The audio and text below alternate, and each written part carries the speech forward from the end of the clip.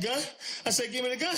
She like, I don't remember which hand. I'm like, give me that gun. What is you doing? Stop trying to scare me. I took it. So when you grabbed it, went off? She yanked. I grabbed it and she yanked back. And the gun went off. Okay. The gun went off. Chris's story immediately set off red flags. What's going on? It's your girl Maze, reporting live from the gutter, back at it with another reaction video. We basically finna get into the killer's husband realized the wife is still breathing. If y'all like videos like that has to do with anything with investigating, like some criminal stuff, y'all go check out their channel. They lit on there. And yeah, we're gonna get into it. In the early morning hours of Valentine's Day 2019, a woman named Olivia Jones walked the aisles of a local supermarket known as HEB Plus in preparation for dinner with her husband, Chris. As she gathered the ingredients, she observed a bouquet of pink and red roses, colors that symbolize tenderness and passion. As Olivia exited the store with the roses in her cart, she was unaware that in less than 40 minutes, she would be dead. A horrible consequence of so-called toxic love. The police would find her on her bedroom floor in a quiet neighborhood in Beaumont, Texas. 11 minutes earlier, her loving husband, Chris, dialed 911. Beaumont 911, what is the address of your emergency? Olivia! Please, hurry. Someone take the gun. Tell me what's going on. I'm at home. My wife been shot in the head. Please. Somebody shot in the head. Wow. My wife, please. Tell me, where is she shot? In the head. Okay, where in the head? Take it and it went off. Okay. I want you to try to control the bleeding. As soon as the call disconnected, officers headed on their way to the Beaumont, Texas home of Chris and Olivia. Going from picking up flowers to being shot in the head? Located at 5575 Pine Bur Boulevard. At 8:55 a.m., they arrived. Officer Otis Butler was met by a familiar face, 40-year-old Christopher Ray Jones, who was visibly distressed. Officer Butler was close friends with Chris and his wife, Olivia. His body cam was rolling while Chris urged the officers to hurry into the house. She in my bedroom. Where's the gun? In the bedroom, broken down, on the dresser. Come this way. Okay. Please, come this way. This way. Okay. Please. Olivia! As alluded to earlier, the officers made their way to the bedroom and found Olivia lying on the floor. Baby! Sir. Okay. Sit back. What's up, Mr. Butler? I tried to take it. Get his. Mom! Olivia was found face down with a gunshot wound to the back of her head. Wow. Astonishingly, she was still breathing. When the officers rolled her over, they discovered that the bullet had pierced through her right eye. The room she was found in was covered in blood, with spatter all over the walls. The paramedics arrived, and while they tended to Olivia, the area, Officer Butler had Chris walk him through the events leading up to the shooting. What happened? We had a disagreement. And I say, baby, if you're not working with me, you're working against me. I say, we've been doing this. My 19-year-old stepdaughter was 8. My 11-year-old was 1. I say, Olivia, if we can't get it together, we can't be together. I'm weak. We got several. He talking like we can't, if we can't get it together, we can't be together. No, he talking. I don't know. He sounds sus. He already sounds sus. And I say, I just want a divorce. And her reaction was, she got the gun. I said, give me the gun. She like, I don't remember which hand. I'm like, give me that gun. What is you doing? Stop trying to scare me. I took it. So when you grabbed it, went off? She yanked. I grabbed it and she yanked back. And the gun went off. Okay. The gun went off.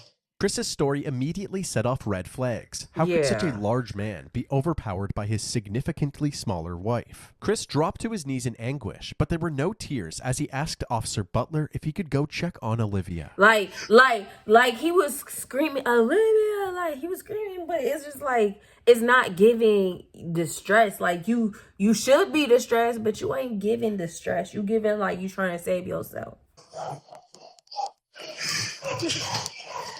Like he know. No.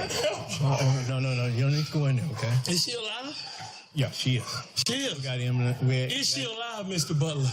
Please don't tell me she's alive and she's not. Yeah, when I saw her, she was. She was talking? She wasn't talking. Is she breathing? It looked like she was breathing. You trying to figure out like, oh, if she's Don't go alive. in there, sir. Please. Sir, I need you to stay right here with me, okay? And calm down. Calm down. Upon learning that Olivia was still breathing, Chris's reaction seemed strangely devoid of relief or happiness. Another red flag for Officer Butler. Back inside the home, Olivia's wounds proved to be fatal, and just after 9 a.m., she was pronounced dead. Officers searched the rest of the home and noticed that in addition to the surveillance cameras installed on the exterior of the house, there were 2 more cameras mounted in the living room, monitoring the interior of the house as well. They also discovered the gun that Olivia was shot with, a 9mm pistol covered in blood. However, they found it strange that the gun was in a different room from where the shooting took place. If Olivia was holding the gun when it went off, how did it end up in a different room? The only logical answer was that Chris must have moved it. Following this discovery, the officers decided that the best course of action was to detain Chris until they had a better understanding of what really happened. As Chris was getting handcuffed, his 19-year-old daughter, Ariel, arrived at the house. She had already been contacted by Chris, who told her what had happened. She was clearly devastated.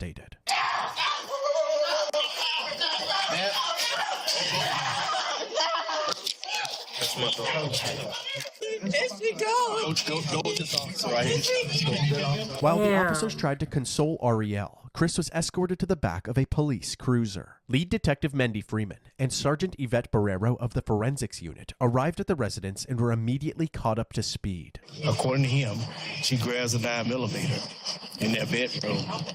And she did that. He claims he reached for the gun to try to get it from her. And when he reached for it, and they struggle over it, boom. At that moment, Olivia's sister Angela arrived at the scene, and Ariel once again broke out into hysterics. All of the evidence was collected and sent to the crime lab. Chris was brought down to the station where they took photos of his hands still covered in blood. They're waiting for the lead detectives. They're going to be the ones that actually interview you, so. When the detectives finally arrived at the station, they started Chris's interview by asking him what caused the argument. He said that he felt as if Olivia wasn't pulling her weight in the relationship. I am very particular.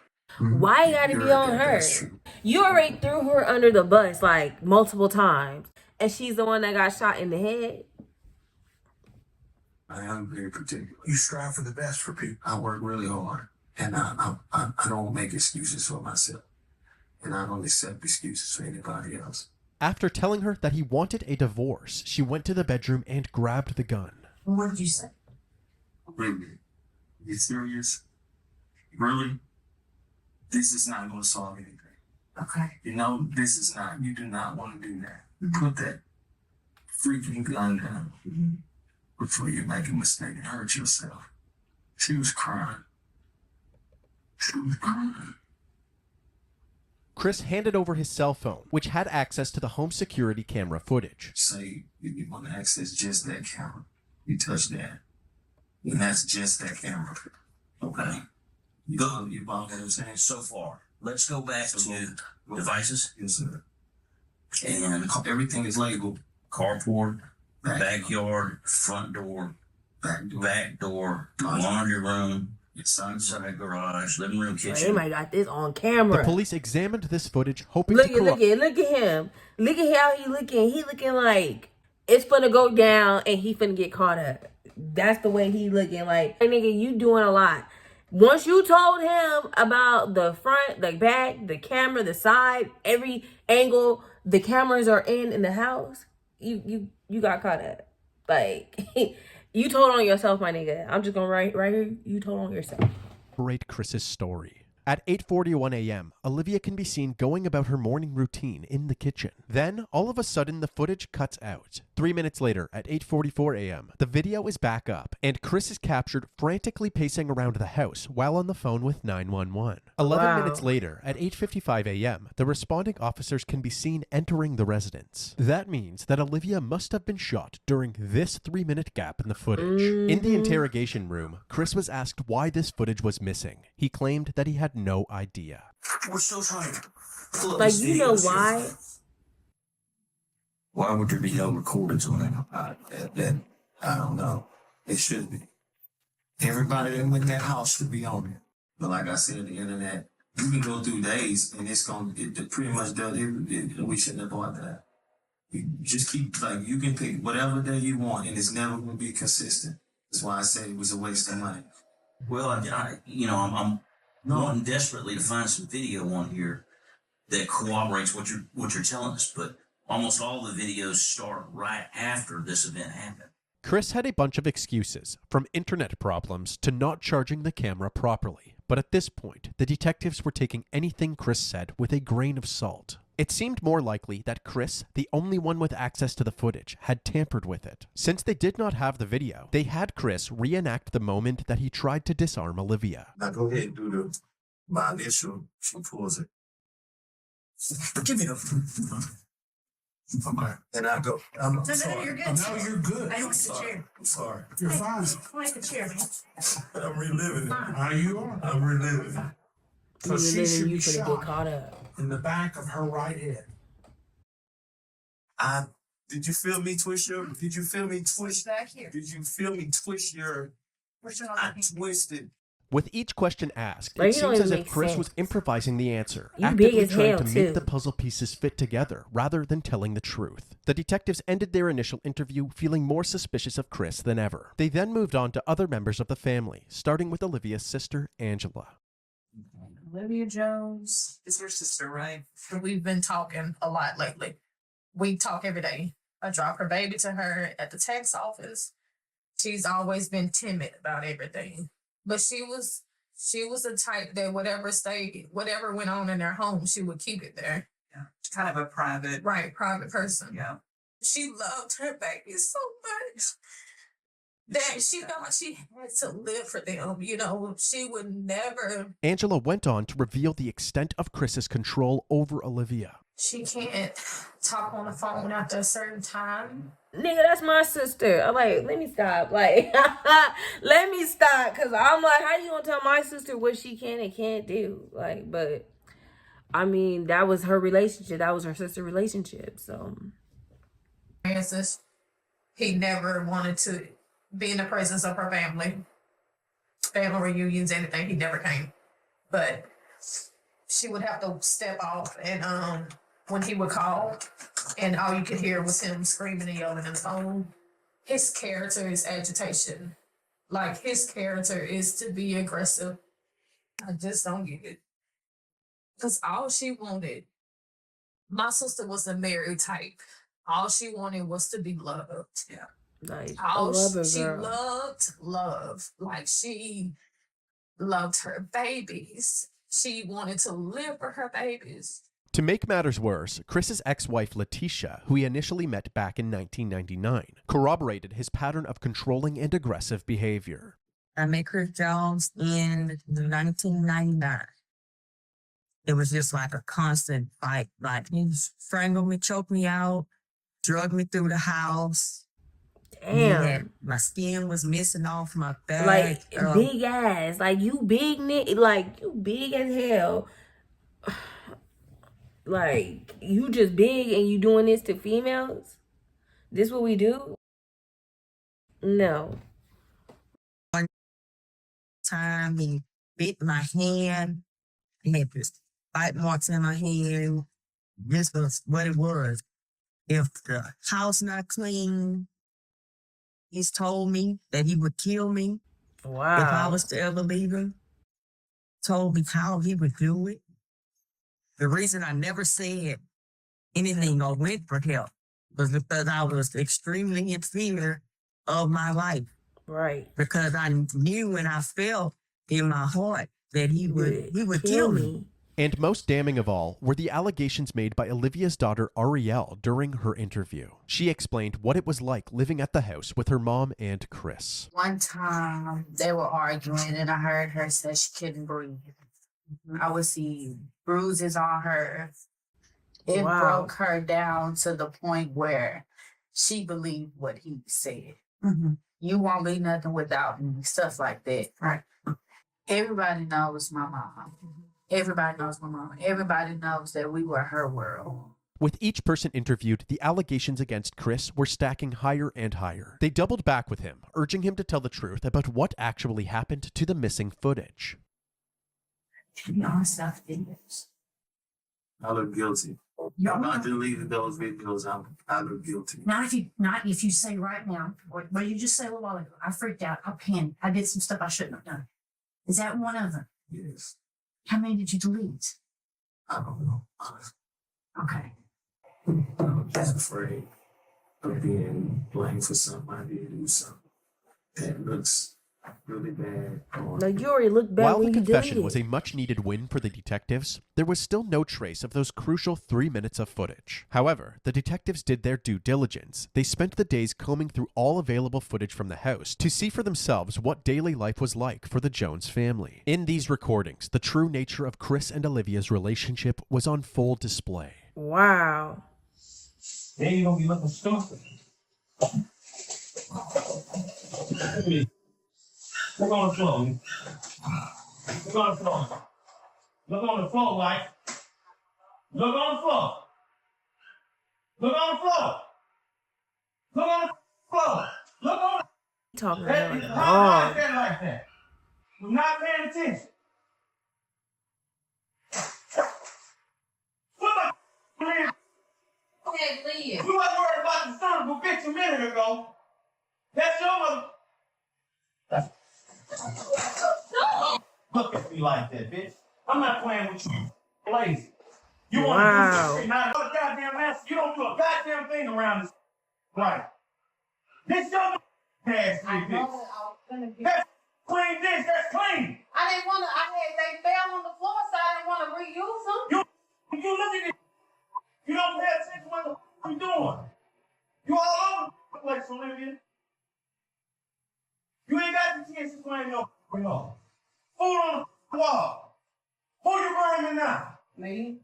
Harriet don't live here. It's you. It's always been you. Chris would take any chance that he could to bully Olivia, constantly putting her worth into question, even humiliating her in front of her own daughter. When I got the show ass, you didn't have a job. You collected unemployment. You just had off. And most men in this world want a woman that got what? You wouldn't be doing this if I wouldn't have got upset. You would have bagged that. Life would be so much easier for me if you start thinking. You do dumb because you don't think.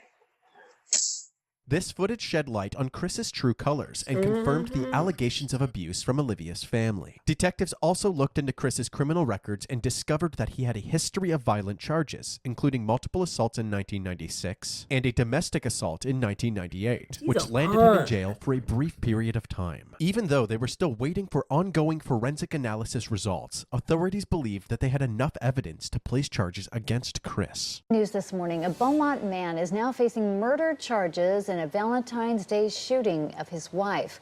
Police say this man, Christopher Ray Jones, who worked as a correctional counselor at the Beaumont Federal Prison, killed his wife, Olivia. Chris was charged with first-degree murder and second-degree manslaughter in April of 2019. But unexpectedly, within 24 hours after being charged, he was released on a $150,000 bond and was put under house arrest with a GPS monitor. Now a man charged with murdering his wife is back at their home. 40-year-old Christopher Ray Jones was arrested and charged with shooting his wife in the face on Valentine's Day.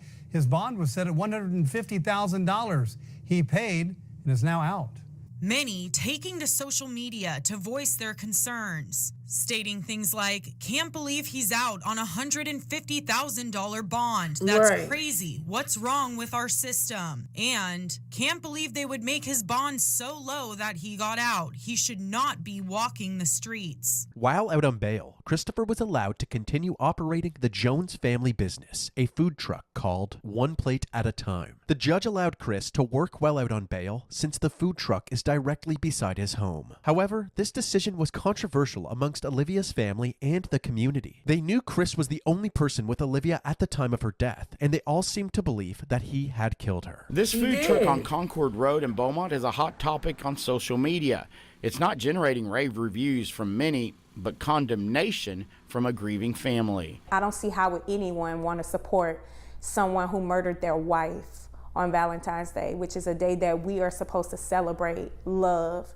And the day that she was going to celebrate that with him, he decides to take her life. Chris's image was tainted even further when the results from the crime lab came in. The bloodstain patterns at the crime scene indicated that the gunshot wound could not have happened in the way that Chris described it. Additionally, investigators found no gunshot residue on Olivia's hands, indicating that there was no way she was holding the gun when it went off. There was, however, gunshot residue on Chris's hands and clothing. Despite all of the evidence pointing towards Chris, he pled not guilty to his charges. But before his trial would take place, Olivia's family held a gathering to honor her memory. This Valentine's Day, Praying for you. purple and red balloons filled Rogers Park. Purple means domestic violence, and red was one of her favorite colors. 1 year ago today, Joshua Simmons lost his sister. Valentine's Day was one of her favorite holidays.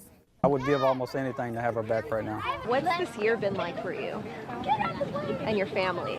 If you can wrap it up in one word, it would be frustrating. Frustrated with the fact that Jones isn't behind bars. Now the family wants to raise awareness for domestic violence, but more than anything, they want justice for Olivia. We're wanting him to spend the rest of his life in prison, while my sister spent the rest of her life in the grave. Exactly.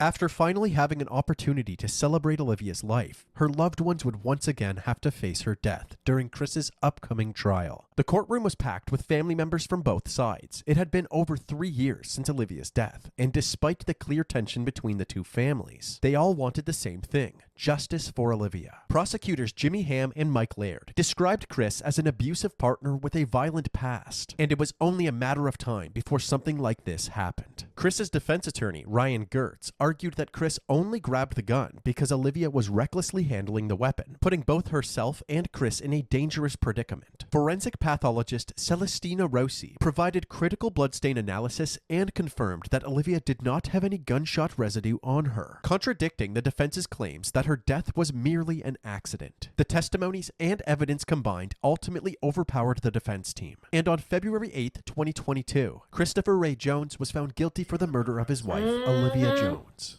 1,118 days. That's how long Olivia Jones's family says they've waited for this moment. The moment when Olivia's husband, Christopher Jones, was found guilty of murder. Olivia died at the hands of her husband on Valentine's Day 2019, and instead of spending a lifetime behind bars, we elected to agree with the state to a 30-year sentence because of the potential risk of, an even higher sentence. In exchange, Christopher waived his right to appeal the conviction. After the judge handed down this sentence, Olivia and Christopher's 2 daughters took the stand. Looking directly at their father, they described the impact of Olivia's death. The youngest daughter, who was only 11 when her mother died, said, quote, "I'll forgive you one day, but right now I can't." Throughout the trial, the prosecution described a history of abuse that finally blew up.